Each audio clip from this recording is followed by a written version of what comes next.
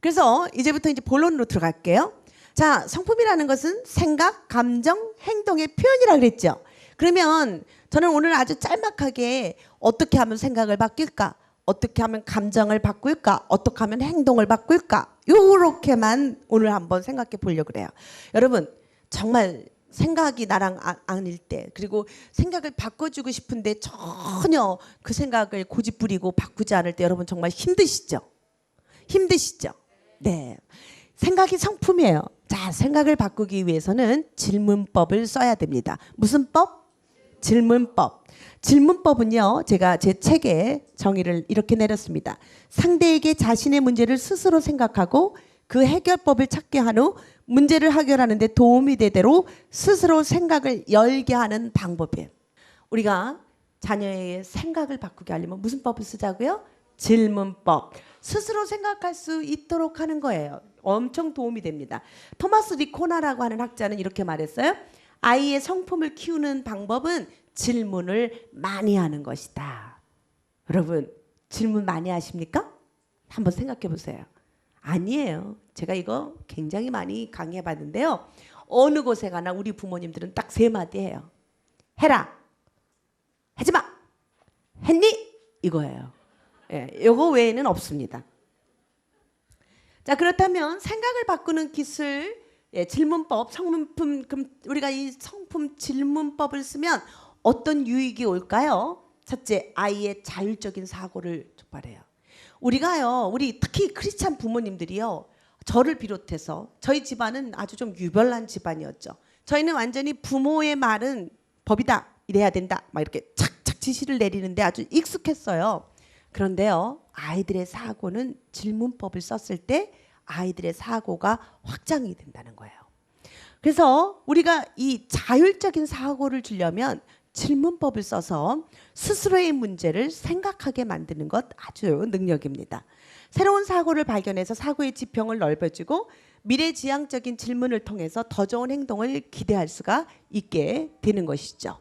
자, 그렇다면 우리가 시간이 없기 때문에 바로 들어가면 우리가 어떻게 이 상대방을 열게 할 수 있을까? 이 질문법에도 여러 가지 종류가 있다라고 하는 거예요. 첫째는 어떻게 하는 질문으로 쓰는 것입니다. 어떻게 해요? 무슨 질문이요? 어떻게. 그러니까 우리는 질문을 할 때 어떤 질문을 해야 될지 모를 때 우리가 어떻게 된 일이니? 근데 우리가 동생들하고 굉장히 싸움을 잘하죠. 특히 형제들은 싸움을 많이 싸우죠. 자, 그래서 우리가 그 형제들이 싸울 때 우리가 어떻게 질문, 그래도 질문법 쓰려니까 여러분 가서 자, 애들이 싸우면 뭐라고 질문하세요? 시작. 네, 정답이 막 나오네요. 왜 싸워? 이러지요. 네. 왜 싸우니 도대체? 니들 왜 맨날 싸워? 이렇게 말합니다. 자, 그러면 어떻게 애들이 대답할까요? 경험 많으시잖아요. 얘가 까불잖아요. 동생이 내 거 망가뜨렸어요. 이렇게 얘기해요. 왜 싸우니? 라고 대답하면 애들은 변명하게 돼 있어요. 그죠? 그러니까 우리는 자꾸 변명을 유발을 시키는 거예요. 자꾸 유도합니다. 좋은 성품이 안 돼요. 변명하는 성품이 돼요. 책임감이 없어집니다. 우리는 어떻게 된 일이야? 라고 질문해야 돼요. 질문 잘해야 돼요. 어떻게 된 일이야? 둘이 싸울 때 그냥 우리는 왜 싸우냐 하지 말고 어떻게라는 말만 바꿔도 굉장히 말은 달라져요. 어떻게 된 일이야? 얘가 어쩌고 저쩌고 했어요. 그랬구나. 그래서 네가 속상했구나. 얘가 어쩌고 저쩌고 했어요. 그래서 네가 속상했구나. 그 다음은요. 또 질문하면 되는 거예요. 그런데 이렇게 싸우는 것밖에, 네가 말 못하는 동생에게 때리는 것밖에 더 좋은 방법이 없었니? 또 질문이에요. 그러면 이 아이가 생각하고 말합니다. 아니요. 내가 말 못하는 동생을 때린 건 잘못한 거예요. 그래. 그 다음에 또 이런 일이 생기면 어떻게 할래? 이런 질문. 저는 하나님 아버지의 질문법 정말 존경합니다. 아담이 하지 말라고 했는데 했어요. 먹지 말라고 그렇게 얘기를 했는데 먹었어. 먹고서는 저쪽에 숨어 있는 거예요. 그때 저 같으면요, 저보고 만약에 그 역할을 하라 그러면 전 이렇게 말했어요. 아담아, 너 도대체 왜 먹었니? 내가 너에게 해준 게 그렇게도 부족했단 말이냐?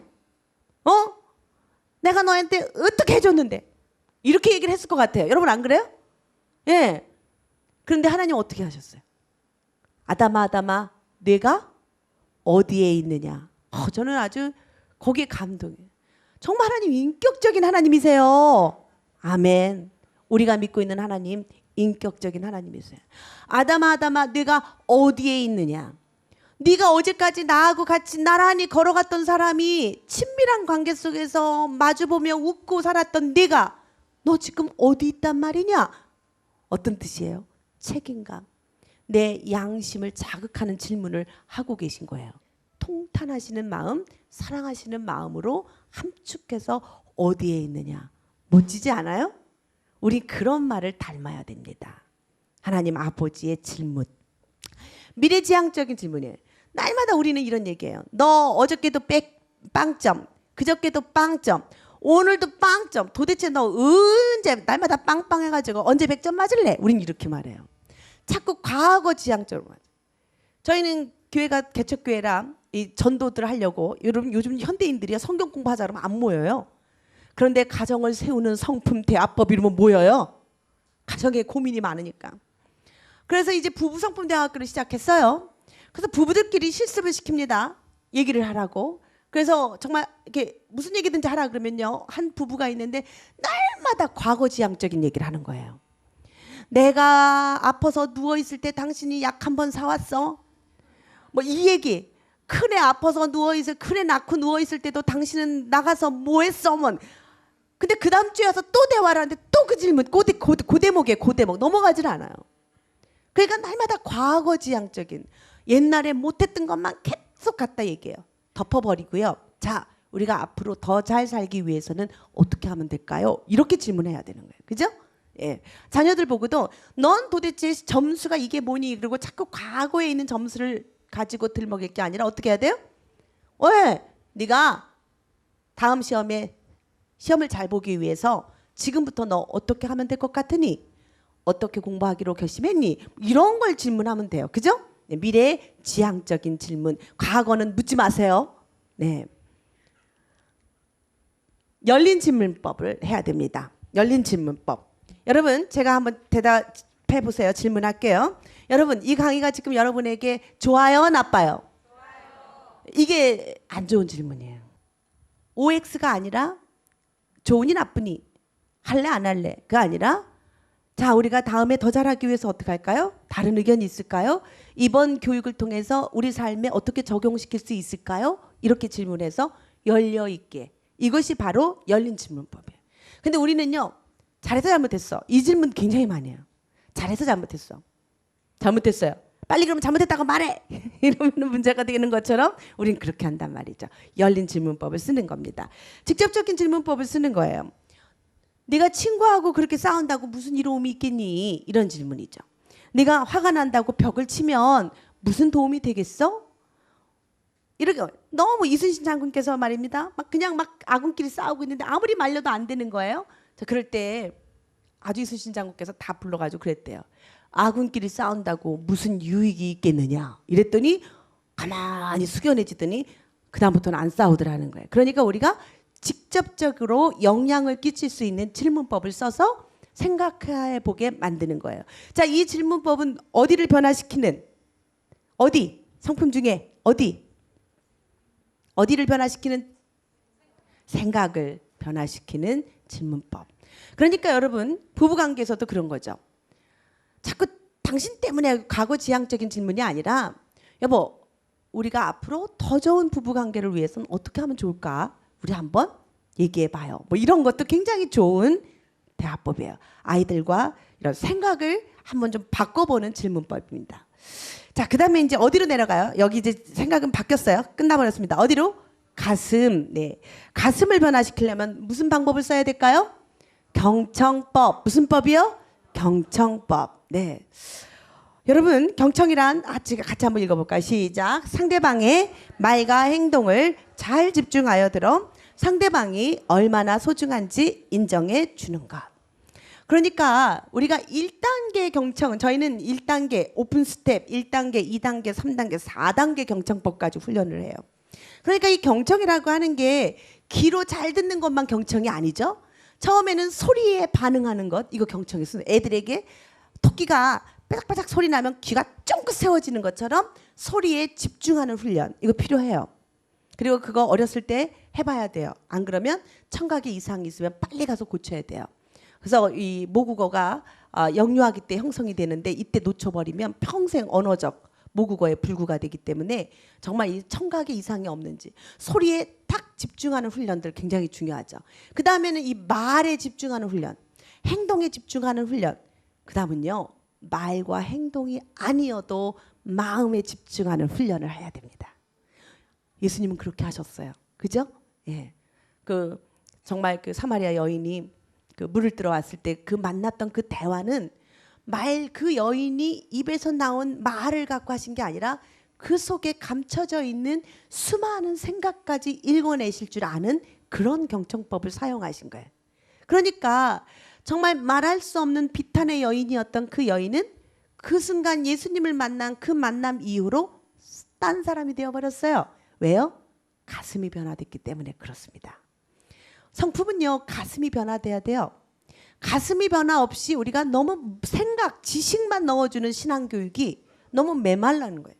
그러니까 우리가 정말 너무 오랫동안 기독교 교육을 해왔지만 하나님에 대해서 너무 각박하고 하나님에 대해서 오해하고 하나님을 마음을 알아보려고도 안 하는 습관적인 신앙인을 만든다는 거죠. 그래서 우리가 정말 변화를 시키려면 어디를 변화시키는? 가슴, 내 마음을 변화시키는. 그러려면 우리는 경청해야 됩니다. 경청은 여러 가지 종류가 있죠. 뭐 언어적 경청, 비언어적 경청 있습니다. 그래서 우리가 언어적 경청은 명료화 시키는 거예요. 그러니까 내 말은 이제부터 네가 그러니까 다이어트 하고 싶다는 거지. 그래서 밥을 안 먹는다는 거지. 제가 이 꾸루기 식사교실에서 계속 쓰는 거는 이런 경청법이에요. 그러니까 네 말은 네가 3년 전부터 네가 엄마 밥을 안 먹었다는 거지? 네. 그렇구나. 3년 전부터 엄마 밥이 싫었어? 네. 그러면 왜 3년 전부터 밥 먹기가 싫었는데? 엄마가 나를 버리고 사랑이만 선택했잖아요. 사랑이만 선택한 것 같아서 네가 엄마가 너를 사랑하지 않는 것 같으니까 사랑하지 않는 엄마의 밥을 네가 먹을 수가 없었겠구나. 네. 그러니까 이 마음에 그 아이가 말하는 것 플러스 그 아이가 가슴속에 느끼는 것을 같이 경청해 주면서 이야기를 하니까 아무리 어린아이지만 얘기가 술술술술 나오기 시작해요. 정말 참 저에게도 이렇게 참 잊을 수가 없는 일이었는데 우리가 이렇게 명령화시키는 거예요. 잘 들어서 그 아이가 잘 대답하지 못하는 부분들 그리고 우리가 한번 더 확인해야 되는 것들을 분명하게 짚고 넘어가는 기술들. 그러면 가슴이 열립니다. 자, 바꾸어 말하는 것입니다. 중요한 것은 저는 그렇게 생각해요. 하나님과 나와의 관계도 마찬가지고 나와 자녀 관계도 마찬가지예요. 친밀감이 최고입니다. 하나님과 나와 친밀한 관계를 누리는 것보다 더 큰 복이 없어요. 그러니까 시편의 지존자의 그늘 아래 거하는 자가 복이 있다는 게 진짜 그런 거예요. 금은 백을 다 가져도 지존자의 그늘 아래 살지 못하는 사람들이 뭐가 행복해요? 마찬가지 아닙니까? 우리 자녀가 학교에서 100점을 맞고 1등을 하고 서울대학을 들어간다 한들 나하고 관계가 깨져서 원수가 돼가지고 서로 으르렁거린다면 그게 무슨 복이 되겠냐는 거예요. 친밀함이 복입니다. 그래서 가슴을 열게 하려는 이 경청법은 우리를 친밀하게 만들어줍니다. 반영하는 거예요. 엄마, 짝꿍이 말해가지고 나는 대답한 것 뿐인데 선생님은 나만 야단쳤어 라고 말했을 때 여러분 어떻게 반응하시겠어요? 많은 분들이 제가 이걸 지금 시간이 없어서 시키질 못하는데요. 굉장히 많은 분들이 내일 선생님한테 가서 내가 말해볼게 이러시더라고요. 그리고 정말 제가 잊지 못하는 상담을 했는데 23살짜리가 엄마 아빠가 데리고 왔어요. 왕따를 당해가지고 아이가 이 스트레스 받으면 정신 능력이 떨어지죠. 23살인데 전문대학을 다니는데 아이가 참 인지 능력이 굉장히 많이 떨어진 이런 상황이었어요. 그런데 이 아이가 얘기를 하는데 학교에서 이야기를 했더니 이 엄마가 학교까지 쫓아가서 교장실까지 가서 한번 그 문 뒤집어 엎었다는 거예요. 자, 자, 그 다음부터 어떤 일이 벌어졌어요? 네, 엄청 문제를 해결할 수가 없는 더 큰 문제가 파급이 된 거예요. 자, 그럴 때 우리가 이럴 때 어떻게 해야 될까요? 그 아이는 엄마 선생님이 나만 야단쳐라고 말할 때 그 문제를 크게 해결해 달라는 뜻이 아니죠. 무슨 마음이에요? 내 마음을 알아달라는 거예요. 저런, 네가 너무 많이 억울했겠구나. 네 짝꿍이 말을 시켜서 얘기한 것뿐인데 선생님이 너만 야단쳤다니 너 얼마나 억울했어? 이렇게만 해주면 되는 거예요. 저런, 섭섭했겠구나. 이런 거 반영된 감정을 표현만 해주면 됩니다. 자, 마지막 요약하기입니다. 요약하기. 상대방의 말을 압축해가지고 핵심만 두세 문장으로 말하는 거예요. 자, 이 아이가 계속 이야기를 합니다. 그 얘기를 끝까지 듣고 무슨 말을 그렇게 길게 해? 무슨 말인지 결론만 얘기해. 결론! 이러면 그 마음이 안 열려요. 마음이 열리다가도 닫힙니다. 그때 잘 듣고 있다가 요약해 주는 거예요. 그러니까 네가 지금 그 가해 선생님하고는 더 이상 공부 안 하겠다는 뜻이구나. 공부하고 싶은 마음이 없다는 말이지. 그치? 라고 말해주는 거예요. 자, 이런 과정이 왜 필요할까요? 친밀감이 형성돼요. 누군가가 내 말을 그렇게 내 가슴을 이해해 주려고 애쓰는 사람이 있으면 여러분 어떻게 했어요? 행복하시죠? 예, 그거예요. 우리가 누군가에게 경청을 해줄 때 감정이 열립니다. 성품은요, 이렇게 감정이 열린 상태에서 교육을 해야 정말 그 교육이 성공적인 거예요. 정말 우리가요, 이 하나님의 성품을 우리는 잘못 가르쳤어요. 그동안 하나님은 참 공의로우시고 하나님은 우리를 사랑하신다는 얘기는 우리가 했지만 우리가 가슴이 열리지 않은 채 그 말들을 전달할 때 하나님은 굉장히 엄격하시고 하나님은 굉장히 무서우시고 하나님은 굉장히 우리를 로봇처럼 대접하는 것처럼 오해하게 만들었어요. 그래서 우리가 가슴으로 하나님을 만난 사람만이 하나님이 얼마나 우리를 치밀하게 사랑하시는지를 전달할 수가 있는 것처럼 우리가 그 아이들의 우리 자녀들의 세세한 감정을 읽어주고 반영해 줄 때 아이들은요, 그 문제가 해결되는 것을 떠나서 우리 부모가 나를 이렇게 소중하게 여기는구나. 우리 부모가 나를 이렇게 존중하는구나.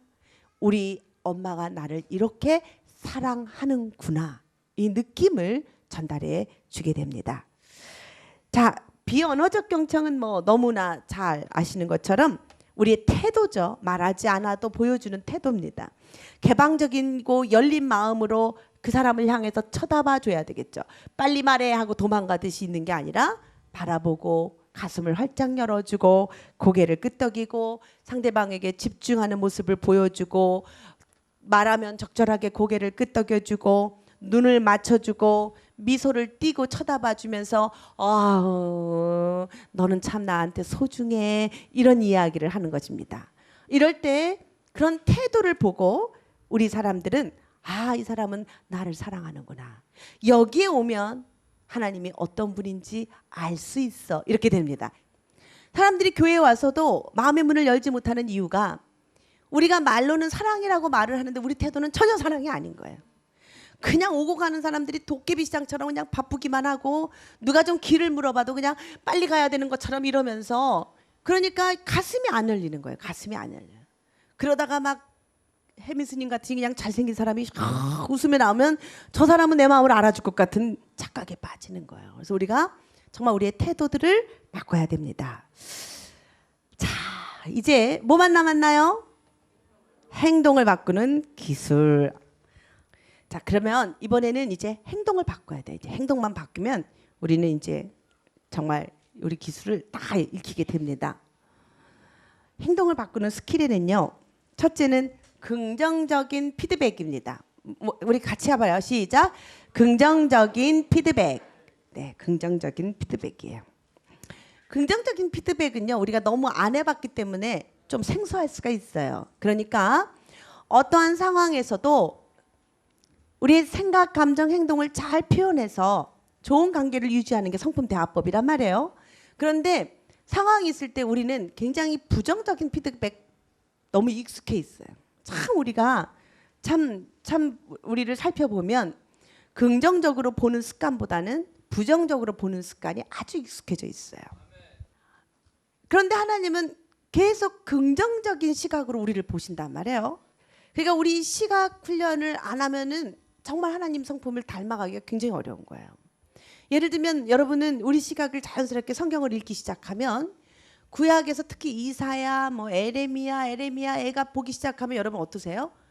정말 그 시대의 그 민족이 얼마나 하나님을 반역하는지 그냥 확 뒤집어 엎고 싶을 때, 확 그냥 나 같으면 그냥 하나님께 하나님이라면 내가 하나님이라면 징벌을 내리고 싶은 그때에도 하나님 정말 뭐라고 말씀하세요? 너희를 향한 나의 생각은 내가 안 하니 예, 재앙이 아니라 소망을 주기 위함이다. 이렇게 말하지 않아요? 그럼 어떻게 그런 상황에서 그런 긍정의 말씀을 하실 수 있냐고요. 재앙이 아니라 장차 소망을 주기 위함이다. 그런 상황에서 어떻게 그런 긍정을, 그런 강한 긍정을 우리에게 말씀해 주실 수 있느냐 하는 거예요. 이게 바로 긍정적인 피드백이에요. 여러분 어떠세요? 여러분 자녀에게 정말 이런 긍정적인 피드백을 주십니까? 아니에요. 우리는 공갈, 협박, 막 명령, 이거 안 하기만 하면 너 이렇게 될 거야. 막 얼마나 많이 협박하는지 몰라요. 그러니까 아이들이, 다음 세대들이 우리를 바라보고 하나님 어떤 분이신 것 같아, 무서운 공갈 협박자 같은 느낌이 드는 거예요. 왜냐하면 너무 많은 부분 우리는 하나님의 형상을 잘못 아이들에게 소개하고 있는 거예요. 근데 애들은요, 눈에 보이진 하나님의 그런 모습을 내면화를 어떻게 시키냐면 눈에 보이는 부모님을 통해서 내면화가 되거든요. 그러니 우리의 모습이 바로 하나님의 모습으로 착각하는 이것을 어떻게 바꿔야 되느냐 이거죠. 그래서 우리는 긍정적인 피드백으로 행동을 바꾸는 기술입니다. 자, 먼저 그렇게 하기 위해서는요, 내 자녀의 행동, 다른 사람의 행동만 객관적으로 보는 거예요.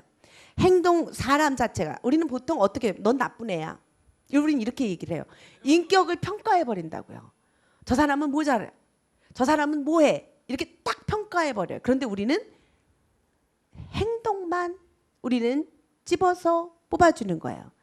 잠잘 시간이 다 됐는데 아직 숙제를 못했구나, 이렇게 얘기를 해야 돼요. 예를 들면 내일 이제 잠자서 12시가 다 됐는데 그때부터 잠자라고 자리 깔아줬더니 숙제해야 된다고 일어나는 아이에게 기가 막혀, 너 이제부터 숙제할 거야? 도대체 너는 도대체 책임감이 있는 거니 없는 거니? 지금 몇 시인데 숙제를 해? 우린 이렇게 얘기하는 게 아주 익숙해요. 그런데 긍정적 피드백은 그 상황에서도 객관적인 행동만 뽑는 거예요. 넌 정말 게으름뱅이야, 넌 정말 한심해, 이게 아니라 긍정적인 그때의 객관적인 행동만 뽑으세요. 잠잘 시간이 다 됐는데 아직 숙제를 못했구나, 요 말만 하는 거예요. 그러면 이 아이가 아무 죄책감 없이 들을 수 있는 거예요. 그리고 그 영향력을 얘기하는 거예요. 학교 갔다가 오면 바로 숙제부터 하라고 엄마가 얘기했는데 네가 그 말을 안 듣고 있다가 잠잘 때가 다 돼서 숙제하려고 일어나는 내 모습을 보니까 이렇게 얘기를 해야 돼.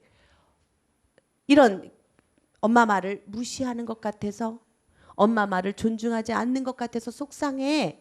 네가 그런 행동을 했을 때 나에게 영향이 와. 이런 영향을 얘기하는 거예요. 그 다음에 바람직한 결과만 얘기하는 거예요. 다음부터는, 앞으로는 학교 갔다 오자마자 숙제해 주기 바란다, 이렇게 얘기하면 끝나버려요. 그런데 여러분, 저도 아이들을 키워봤는데 이렇게 얘기해서 안 듣는 애들은 다르게 얘기해도 안 들어요. 그죠? 그거 저희는요, 저희 집은 100대 맞아요. 100대 때렸어요. 진짜 공부 못해가지고. 너 이게 점수냐? 다음에도 이 점수 맞으면 너 100대 맞을 줄 알아? 그리고 100대를 때렸는데 그 다음 달 점수는 더 나빠요. 그리고 정말 계속 비극은 계속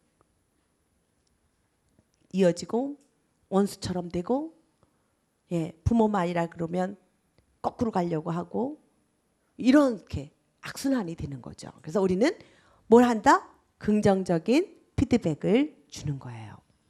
자, 그 다음은 뭐 할까요? 두 번째, 행동을 바꾸는 기술은 두 번째 뭘까요? 칭찬하기에, 칭찬하기. 예. 저희가 초등학교, 중학교 애들이 지금 저희 좋은나무 성품학교에 기독교 대안학교 애들이 한 60명 있어요. 그런데 서울 잠실에 있고 캠퍼스가 동탄에 있는데요. 정말 아이들이 초등학교 애들이 처음에 올 때 ADHD로 판정된 애들이 그렇게 많았어요. 그래가지고 정말 부모들이요 일반 학교에서는 얘를 수용할 수가 없었어요. ADHD 너무 산만하고 너무 아이들이 막 활동량이 많고. 그래서 저희 학교에 와서 첫 번째 할 때 정말 ADHD 막 목소리 막 흥분하기 시작하면 막 소리 지르고 정말 어떻게 할 수 없는 애들이 초등학교에 정말 많았어요. 그런데 저희가 지금 2년째 저희가 하면서 2년 차거든요. 저희가 이번에 그 기독교 대안학교 예술제를 하면서 다 울었어요. 왜냐하면 그 아이들이 물론 우수한 아이들이 있어요. 그리고 그런 아이들과 어울려서 함께 정말 성경을 매일 읽고 매일 큐티하고 정말 매일. 그러니까 제가 깨닫는 것은요, 아이들의 장애가요 그냥 장애가 아니에요. 영혼의 문제라고 생각이 들어요. 이 아이들이 매일 아침 하나님께 기쁨의 찬양을 드리고 매일 아침 성경을 스스로가 읽고 애들이 변화하기 시작하는데요, 정말 기가 막히게 바뀌어요. 근데 이런 애들을 이런 멀쩡한 애들이 일반 학교에 가면 완전히 문제아 취급을 당하는 거예요. 큰일이에요. 왜냐하면 다 획일화시키고 다 그 틀 안에다가 넣기 때문에 그 우수한 애들, 창의적인 애들은 다 말살대기 버리는 거예요. 근데 애들이 얼마나 생각이 열려 있는지 그렇게 아이들이 창의적일 수가 없어요. 자, 이런 아이들을 제일 많이 한 게 저희가 이 칭찬법이에요. 자, 먼저 산만한 아이들을 우리가 이제 경청으로 좀 칭찬해 준다고 한번 연습해 볼까요? 1단계 칭찬할 성품의 정의를 말해줘요. 그런데 여러분 꼭 칭찬은요, 예를 들면 이런 거죠. 산만한 애들이 왔다 갔다 하는 애들을 자꾸 쫓아다니면서 너 왜 이렇게 산만해? 예배 시간에 조용히 해. 이러면요, 얘는 더 떠들어요. 맞아요. 그죠? 왜 이러냐면요, 얘가 그런 행동을 할 때는요 이미 익숙해진 거예요. 이건 습관이고 이 아이의 성품이 돼버린 거예요. 저희는 여러분 그 CTS에서 저희 그 교회, 저는 개척교회 사모예요. 제가 이상하게 사모가 됐습니다. 평신도 사역, 캠퍼스 사역 할 줄 알고 고시에 붙은 장로님 될 줄 알고 결혼했더니 글쎄 중학교 때 알고 보니까 서원했대네. 그걸 제가 알았어야죠. 그래가지고 제가 개척교회 1년 반 됐어요. 그런데 처음에 목사님 개척하고 난 다음에 어른들만 교인으로 보시더라고. 우리 목사님은 어른들만 데리고 예배를 드리기 시작하는데 저는 덩그러니 남겨진 10명의 아이들을 붙잡고 24개월부터 6학년까지를 다 앉혀가지고 해야 돼요. 그러니까 24개월 애들은 엄마랑 같이 앉아있고 6학년 애들은, 그래서 저희가 어떻게 해야 되냐면 아이디어를 내서 창의적인 방법으로 줄을 걷어요. 그러면 자기 선이 어딘지 알아서 애들이 알아서 앉아. 그 다음에 24개월에서부터 6학년 애들이 한번 뛰기 시작하면요, 왜냐면 개척교회 공간이 없으니까 여기가 밥 먹는 식당이고 여기가 운동장이고 여기가 예배실이야. 근데 아침에 오면 저는 예배하는 애들을 키워야 된단 말이에요. 그러니까 오면 오는 대로 성경을, 그러니까 저희는 꼭 갖고 오는 게 성품나라, 저희 좋은 나무 성품학교에서 만든 성품나라 교재하고 성경책은 반드시 갖고 와요. 그럼 얘네들이 딱 와서 쥐자리에 앉아가지고 성경부터 피기 시작해요. 그 습관을 들여야 돼요. 요즘요 성경 안 갖고 다니는 애들 너무 많아요. 부모님들도 안 갖고 다녀요. 어른들은 더 안 갖고 다녀요. 아이폰 하나 갖고 다니는데 아니에요. 성경 갖고 다녀야 돼요. 그래서 유치부 24개월 애들도요 성경책 갖고 다니는 붐이 불어가지고 성경책 거꾸로 보고 앉아 있어요. 그래도 그게 습관이에요. 그러면 딱 들어올 때 애들 저한테 이럽니다. 사모님 오늘 몇 장 몇 절이요? 디모데전서 3장 13절. 그러면 디모데전서 3장 13절 찾아가지고 읽고 있어. 왜요? 예배 시간에 누가 읽을래? 그러면 손 들고 나와서 마이크 대고 읽거든. 꼬마 집사님들이야. 말씀을 떠렁떠렁하게 선포하거든요. 그거 하고 싶어서, 손 들고 싶어서 미리 공부하고. 성품나라도 왜냐하면 24개월부터 6학년까지를 그걸 어디다 초점을 잡아서 하겠어요. 아이들이 읽어나가면서, 그리고 그거 가지고 토론을 진행하니까 모든 아이들이 다 같이 관심을 갖게 된단 말이에요. 근데 그중에 제일 문제가 뭐냐면 산만하니, 성품을 가르치는 교회라 그러니까 엄마 아빠는 교회 안 나가도 ADHD 판정되면 여기로 오는 거예요. 그래가지고 애만 들여놓고 엄마 아빠는 바깥에 나가 앉아있어. 이런 집안이 너무 많은 거예요. 그럼 이 아이들을 그렇다고 어떻게 해요? 제가 하는 수법이 있어요. 칭찬법이에요. 잠시도 가만히 안 있는 애들을 저는 쫓아다니면서 얘기합니다. 칭찬해줘요. 네가 오늘 경청하는 모습을 보니까 하나님 너무 기뻐하실 것 같아. 그러면은 경청 안 하던 애가 더 경청해요. 저쪽 가면 제가 일부러 가가지고 너는 이 다음에 우리 교회 집사님이 돼야 될 것 같아. 그럼 얘가 너무 놀라가지고 이렇게 쳐다봐요. 왜냐하면 너는 사방을 다 돌아다니면서 물건이 어디 있는지 너밖에 모르는 사람, 너는 교회의 모든 물건을 네가 다 잘하는 것 같아. 자기 맞다는 거예요. 그래가지고 얘가 나와서 도움을 주는 거예요. 자, 상대방의 말과 행동을 잘 집중하여 들어 상대방이 얼마나 소중한지 인정해 주는 게 경청인데, 2단계 칭찬하고 싶은 행동을 구체적으로 얘기하는 거예요. 네가 오늘 선생님이 하나님 말씀을 이야기할 때 잘 경청해 준 모습을 보니까 너무너무 행복해졌어. 3단계, 네 경청하는 성품이 하나님도 기쁘게 해주고 우리 모두를 기쁘게 해주네. 이게 처음에는 어려울 것 같은데요, 습관이 들면 굉장히 핵심을 바르게 칭찬해 줄 수 있어요. 안 그러면요, 칭찬 때문에 애들이 시험 들어요. 너는 공부 잘하는구나, 내 아들이다. 가연 100점 맞았다니 장하다, 내 아들. 이렇게 칭찬하면 이건 완전히 아이들이 시험이 드는 거예요. 다음에 빵점 맞으면 어떡할 거예요? 그때는 내 아들이 아니에요? 아이들에게 성품으로 칭찬해 주는 연습을 시켜주는 것입니다.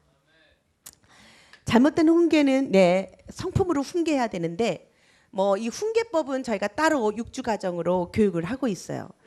그런데요, 이 훈계는요 심각한 거예요. 왜냐하면 훈계 잘못하면 이렇게 봉변을 당하기도 하고, 어른이 훈계를 잘못하면 평생의 상처가 되기도 하기 때문에 훈계는 우리가 배워야 하는 것입니다. 얼마 전에 제가 이 허참의 토크 앤 조이라고 하는 MBC에 제가 출연을 해서 이 토크쇼를 진행했는데요. 허참 씨가 저에게 물어봤어요. 박사님의 부모님은 저를 어떻게 키웠냐는 거예요. 근데 제가 처음에 순간 당황했어요. 왜냐하면 저도 이 나이에 제가 어떤 부모인지는 생각을 많이 해봤지만 내 부모님이 나에게 무엇을 말씀하셨는지는 생각을 너무 오랫동안 안 해본 거예요. 그런데 순간 우리 아버지가 뭐라 그랬지? 우리 엄마가 나한테 뭐라 그랬지? 했는데 딱 가슴에 와닿는 것이 있었어요. 저희 아버님이 저한테 날마다 저를 보면, 학교 갔다 오면 우리 미라리 왔니? 미라리 왔구나. 미라라 그랬어요. 저는 이 미랄이 뭔지 몰랐습니다. 그런데 나중에 제가 유치원을 설립할 때 1986년 미랄 유치원을 세웠어요. 잠실 미랄 유치원도 미랄 유치원을 세웠어요. 요만큼도 흔들림 없이 미랄 유치원이라고 이름을 세웠어요. 우리 어머니가, 우리 아버지가 저에게 늘 들려주신 말이 우리 집 화초 이런 얘기를 잘했어요. 근데 솔직히 미랄이라는 얘기, 화초라는 얘기가 애들에게 지금 생각하면 익숙한 단어가 아니에요. 그런데 세월이 흘러서 제가 2005년 1월에 제 사명이 하나님의 성품으로 세상을 행복하게 하는 사명을 발견한 다음에 이름을 질 때 좋은 나무 성품학교라고 이름을 지었어요. 그때는 몰랐는데 이 토크쇼를 진행하면서 제게 전율이 왔어요. 아, 그랬구나. 우리 엄마 아빠가 화초라고 했던 것이 오늘날 좋은 나무 성품학교를 만들게 됐구나. 화초를 다른 말로 하면 좋은 나무 아니겠어요? 부모님이 자녀에게 해준 말들이 자녀의 성품이 되고 자녀의 인격이 되고 자녀의 사명이 됩니다. 우리가 가르쳐야 돼요. 하나님의 성품을 우리는 가르쳐야 됩니다. 저희가 이번에 아주 큰 마음으로 가정에서 가르치는 성품 프로그램, 캐비홈이라고 하는 프로그램을 만들었어요. 왜냐하면 너무 많은 부모들이 성품을 가르치고 싶은데 일반 학교, 이 동역학교, 실천학교에서만 쓰거나 교회를 가야 되니까 마땅하지 않다. 부모들도 이 성품을 좀 잘 가르칠 수 있는 방법을 열어달라. 그래서 저희가 8년 만에 가정에서 가르치는 홈스쿨 교육 캐비홈 만들었습니다. 가정에서부터 하나님의 성품을 가르치시는 부모님들 되셨으면 좋겠습니다.